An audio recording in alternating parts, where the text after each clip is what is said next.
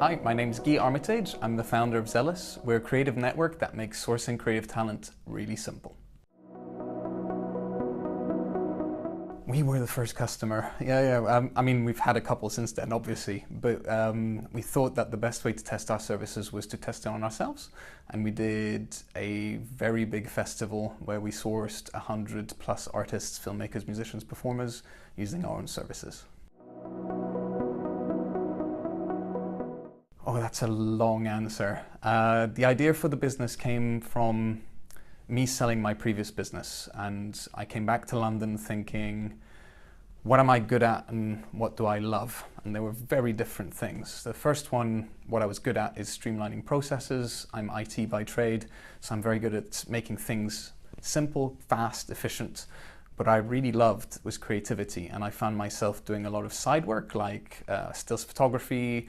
I did acting. I was terrible at it, but I wanted to mix the two together. And I started doing stills photography for film, watching teams come together, and I wanted to make their life a bit easier, finding potential collaborators across the different disciplines. And that was the first version of the product. It's changed a little bit since then, but that started the journey. I would allow you to source any creative talent anywhere in the world for any project. So that means offices worldwide. It would mean support for the creative talent, buildings, a space for them to create, but also a space to help businesses find what they needed and support in doing so.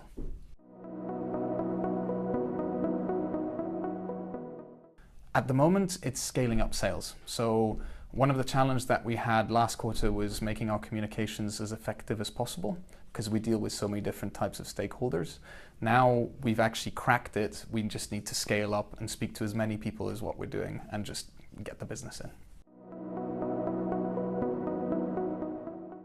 That's a really hard one. I tend to be very personal with people. I tend to understand what makes them tick. I make sure that they're all individuals to me, and I don't treat them like they're just the workforce. We all share a common vision, and that common vision is to enrich creativity. Sometimes it's monetarily, sometimes it's about being able to support the community, and because we kind of share that banner, we can work together, even though we come from very diverse backgrounds. I think when you work as a startup, and you're not one of these massive people that got a load of VC capital, usually people who come to you in the first place are interested or passionate about what you're doing because you're not offering them enough for them to just want to come for the pay packet. So there has to be a vested interest in either A, sharing the vision with you from the very onset, and then our interviewing process is built and geared towards making sure that it's not just an interview, but a transparent conversation between two parties, understanding that they're coming into a business at a certain time, that they understand what the restrictions of what we have at the moment is, but also that we understand the restrictions they may have so that they don't have any nasty surprises. And usually that's fine. People are pretty excited and they understand that we're transparent and we start from the right footing.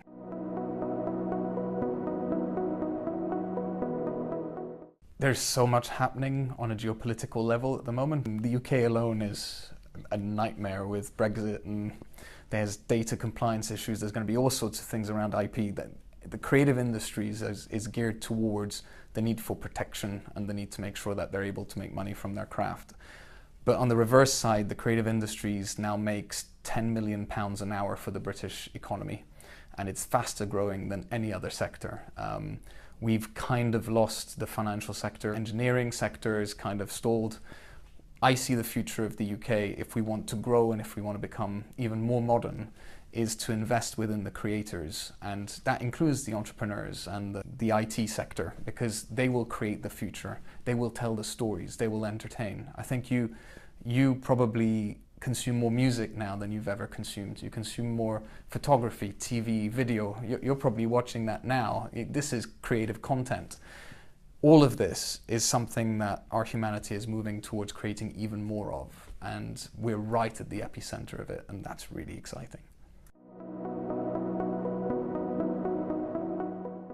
I've never really viewed it as sacrifice. I think I could have had alternative pathways. I work longer hours, I don't really have weekends. Problems happen, no one in the company can deal with them. I don't know how to deal with them, but I'll need to, because there's no one else to do it. You learn a lot, it's very enriching. You might think it's sacrifice, but for me it's growth. I wouldn't say I like a good challenge, because sometimes it's a little bit overwhelming, but if I get to bed at night and I've realized that I've managed to solve a problem, then that makes me very happy. I know that I'm employing people and I'm trying to make the world a better place. And that means I sleep, and that's very important to me.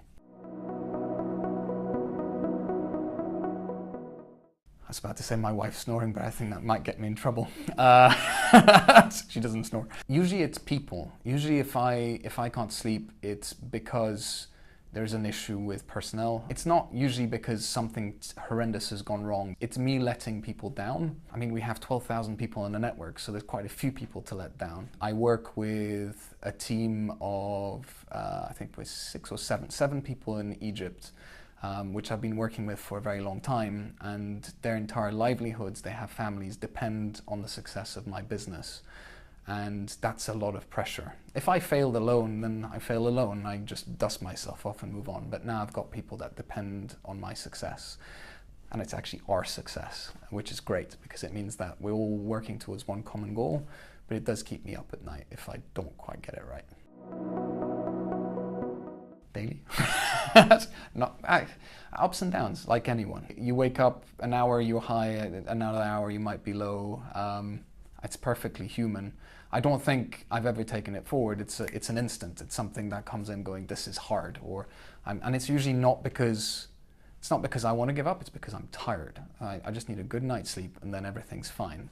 So it's usually more to do with my personal health than it is to do with the business. The business doesn't go up and down like that. It's me as a person, and I think understanding that as an entrepreneur is very important, because it means you need to take care of yourself, because you represent everything in your business, and if you have a bad day, the business has a bad day. So proper rest, some exercise, very important. I'm Swiss, so the adrenaline kind of has a height level which is not that high in terms of stress related, and I think I internalize everything. I'm very analytical. If something brings me into overdrive, what I tend to do is I take a step back, I make space, silence, an empty room, and I just think. On occasion, I've actually made that physical change by moving country and just taking a flight back home to Switzerland. And there's actually a picture of me sitting in a tree in the garden there when things were going wrong, just trying to work out how to untangle it.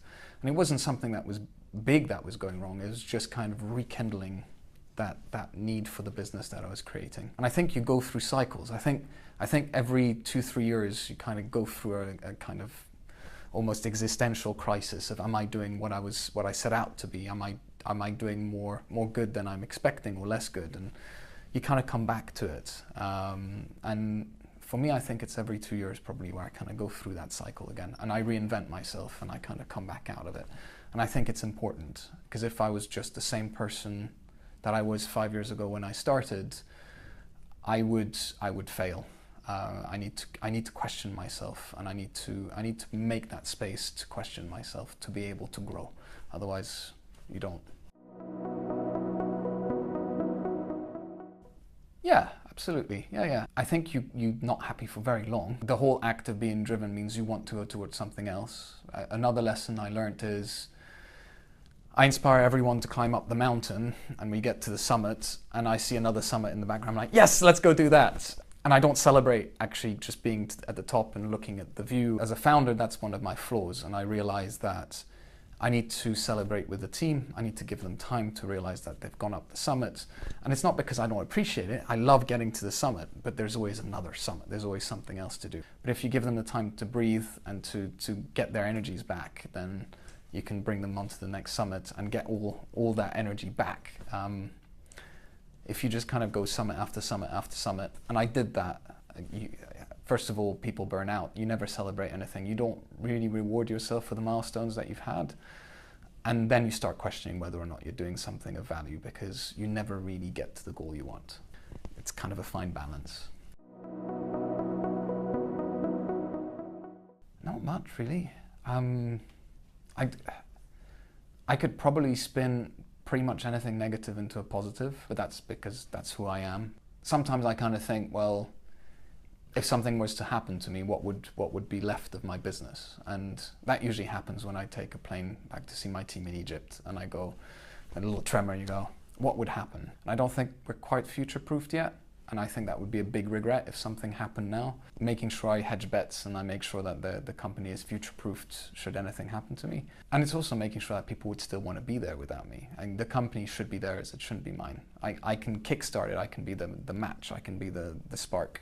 But if you want it to burn for a long time, you're going to need firewood, and we need to make sure that people are as incandescent as I am about the business, so that I can move on and they can continue and they can be passionate and we can have a real impact. Because otherwise it's just me kind of building something that's going to disappear anyway. I've forgotten the title of it. I read two things. So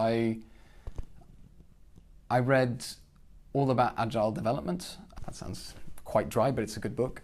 And then I read a book about, I'm not very good with titles, it's probably not a good thing, but it was about Afghanistan, and it's just fiction. It's just feeding my creativity, and I feel like I need to have two books on the go all the time, something that enriches my job and something that enriches my mind, and they help each other. Pretty much everything. I wish the world was more creative. I'm going to make it more creative. I'm most proud of what I'll still achieve.